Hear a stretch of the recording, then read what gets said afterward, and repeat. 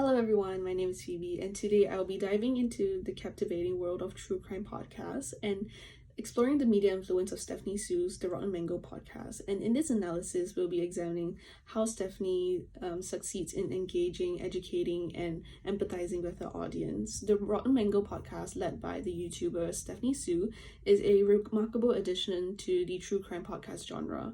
It primarily focuses on unraveling true crime cases, mysteries, and unresolved crimes from all around the world.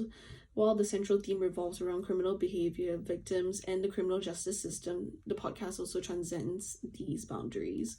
One of the most significant achievements of Stephanie is her ability to cultivate a diverse and passionate audience. True crime enthusiasts, podcast lovers, and other curious minds alike go to the Rotten Mango podcast for her stories. It's not just about the story that she tells, it's also the way how she conveys them. Her storytelling method has an undeniable allure that keeps listeners coming back for more. But it's not all just for entertainment. The Rotten Mango podcast also serves as a powerful educational platform. Through her articulate use of language, Stephanie puts attention on the intricacies of the criminal justice system, the forensic science, and the psychology of criminals. She has also transformed her podcast into a rich resource for learning and understanding these complex subjects. What sets her podcast apart from the others is that her unique ability to forge an emotional connection with the audience. Stephanie uses her words to do more than just recount crimes.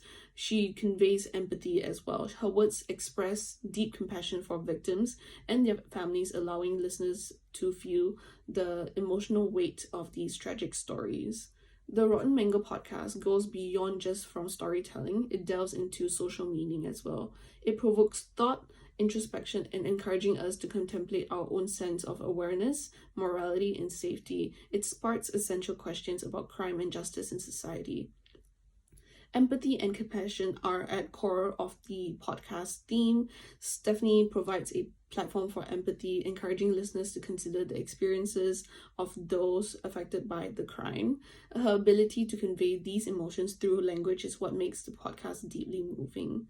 A critical element of Stephanie's success is her strategic use of language. It is a powerful tool for storytelling, analyzing, and engagement. Visual elements, it's also another element in the podcast, like her promotional graphics. It helps enhance the branding and recognition of her podcast, therefore leaving an impact on her audience. True crime storytelling involves making subjective judgments. Stephanie offers her opinions, emotional responses, and interpretations, and enriching the narratives of her unique perspectives. These subjective judgments are what makes the podcast so relatable, and engaging.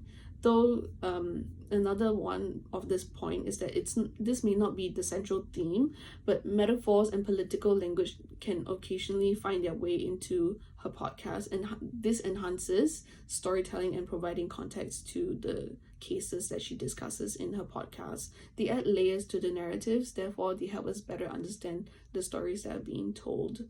Lastly, the Rotten Mango podcast occasionally touches on cultural or regional social factors relevant to the case discussed.